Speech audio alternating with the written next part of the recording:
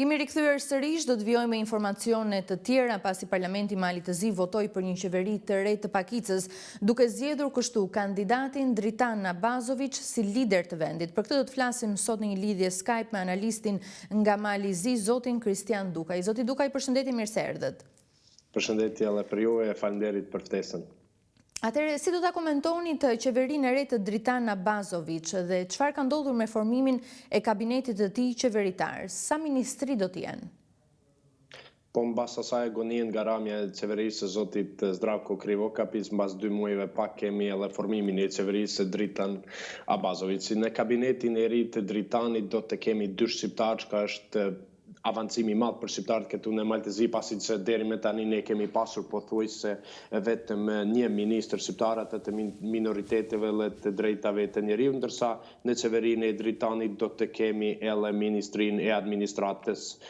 publike. Është fakt se shqiptarët me Dritanin po e dëshmojnë integrimin e tyre në shoqërinë malazeze dhe po e dëshmojnë se shqiptarët janë të aftë të udhëhesin jo vetëm me një bashki apo komunë, ministri, por edhe me vetë qeverinë. Ardhja e Dritanit në krye të një qeverie malazeze dëshmon shumë dhe flet shumë edhe për vetë Malin e Zi, por edhe për shqiptarët në Malë të Zi. Në rend të parë për Malin e Zi si një shtet demokratik multietnik, dhe në rend të dytë për shqiptarët të cilët arritën të japin një kryeministër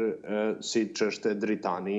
Pika e parë e Dritanit e rëndësishme është fakti që ai arriti edhe të jetë kryetari i një partie qytetare malazeze, çka deri me tani ka qenë tabu, dhe kjo është edhe pika më e rëndësishme që unë e konsideroj për Dritanin, pasi që pothuajse deri me tani shqiptarët janë sjellur dhe kanë qenë pjesë të partive nacionale shqiptare, ndërsa Dritani arriti ta thellat akullin e parë të jetë kryetari një partie qytetare, dhe ajo që është për mua dhe më e rëndësishme është fakti që jo vetëm zgjedhja e Dritanit ka tetë rëndësi, por edhe e ardhmja, që Dritani tani e ka hapur të themi një dritare të re për politikën dhe për brezat e rinj në Malë të Zi, ku ai po dëshmon një frym bashkëpunimi dhe ruajtje të tolerancës mes pothuajse të gjitha komuniteteve këtu në Malë të Zi. Si është komentuar fitoria e zotit Abazović në Malë të Zi dhe a ka qenë kjo fitore rezultat i të gjitha veprimeve politike të tij në muajt të fundit në Malë të Zi? Po, në rend të para ai ka fituar mbështetjet e pa rezervë të popujve pakicë, sidomos të partive nacionale shqiptare, por edhe të partive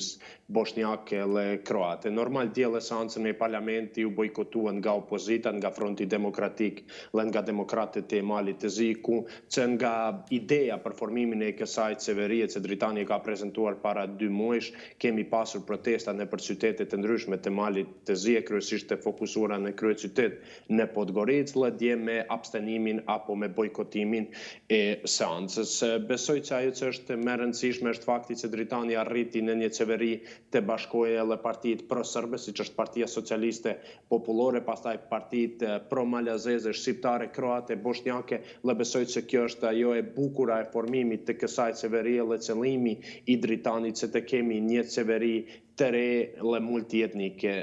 Qeveria e Dritanit është zgjedhur me 45 vota pro, që deri me tani ky besoj që është rekord në 30 vjeçarin e fundit, pasi kryesisht kemi pasur nga 81 që përfaqësojnë në Parlamentin e Malit të Zi, kemi pasur maksimumi 43 vota, dhe kjo është besoj që do të jetë shumë e rëndësishme për politikën e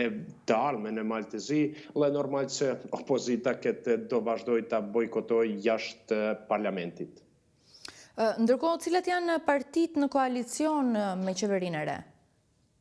Po e para është koalicioni e Zeza mbi të bardhën apo partia e Dritan Abazović i Tura, pastaj kemi partitë nacionale shqiptare të cilat përfaqësojnë me 2 deputet në Parlamentin e Malit të Zi, pastaj partinë bosnjake, partia kroate e cila fitoi, edhe pse nuk ishte deputet, fitoi një ministri që quhet pa portofol, dhe kemi partinë socialiste popullore, parti pro-serbe, e cila pothuajse në një 20 vjeçarin e fundit nuk ka qenë asnjëherë pjesë e qeverisë, dhe kemi Partinë Demokratike Socialiste të zotit Gjukanović, partia e cila e vetmja mbeti të themi jashtë kësaj qeverie, nuk ka asnjë ministër dhe nuk do të participojë drejt për së drejti në qeveri, por thjesht i dha mbështetjen kësaj qeverie të Dritan Abazović. Duhet të theksoj që kjo qeveri do të ketë një kohë të limituar, pra besoj se do të zgjasë një vit e pak, dhe ajo që është interesante për ne është se marrëveshja e Partisë Socialiste Popullore me atë të Partisë Demokratike Socialiste të Gjukanovićit, ku që nga themelimi të dy partitë asnjëherë nuk kanë bashkëpunuar, dhe këtë arritën ta bëjnë përmes Dritan Abazovicit. Zoti Abazović është lideri i tretë shqiptar që i bashkohet rajonit. A është komentuar kjo nga analistët politik? Po, normal që është komentuar dhe shifet sidomos diçka pozitive, unë këtë do e konsideroja si fakt që shqiptarët po e dëshmojnë që janë komunitet të cilët, përmes të cilëve mund të ruhet paqja, stabiliteti dhe integrimi në Bashkimin Evropian. Nëse ne para disa kohëve jemi cilësuar, shqiptarët në Ballkan kryesisht jemi cilësuar si komuniteti i cili nuk dëshiron stabilitet dhe i cili është pothuajse pjesëtari i ngërçeve politike dhe integruese, besoj që me ardhjen e Dritanit dhe dy kryeministrave të tjerë në Ballkan po dëshmohet që marrëdhëniet mes shteteve të Ballkanit janë edhe të mira, po dëshmohet që shqiptarët duan të ruajnë paqen dhe mbi të gjitha duan integrimin e Ballkanit perëndimor në Bashkimin Evropian, që është diçka shumë e rëndësishme dhe mbi të gjitha kjo dëshmon që shqiptarët janë me të vërtet një popull i cili din të udhëheci me politik dhe besoj që me ardhjen e Dritanit, i cili është kryeministri i tretë siç e përmendet ju, tani edhe faktorin ndërkombëtar Ballkanin perëndimor do ta shohë ndryshe dhe do të kemi, besoj, angazhim më të shpejtë dhe më intensiv në Ballkanin perëndimor, duke mos i lënë shtetet e Ballkanit në mëshirën e tyre të vetme, por besoj që ata do të angazhohen më shumë se këto shtete të integrojnë sa më shpejt në Bashkimin Evropian, pasi që besoj që edhe shtetet tjera të Ballkanit fatin e vet e shohin përmes Malit të Zi. Dhe pikërisht për këtë gjë doja të ju pyesja, sepse zoti Abazović është shprehur se do të përshpejtoj hapat për integrimin në Bashkimin Evropian. Cilat janë menduar se do të jenë hapat ose veprimet e tij të para?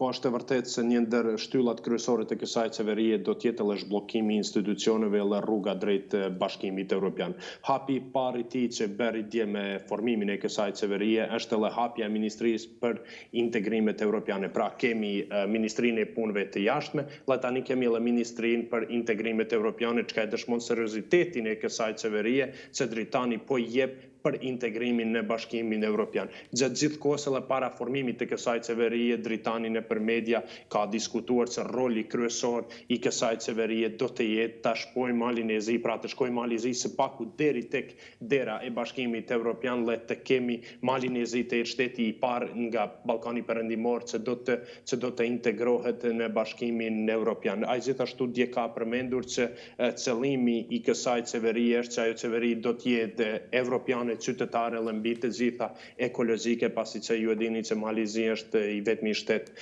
ekologjik, dhe besoj që Dritani do të punoj dukshëm në këtë, pasi që edhe ka marrë urime nga pothuajse të gjitha adresat evropiane dhe unë jam i atij besimit që nuk do të zhgënjej për krahjen e të gjithë atyre që e uruan. Qartë, mirë, zoti Duka, ju falenderoj që ishit sot me ne në këtë lidhje të drejtë për drejtë.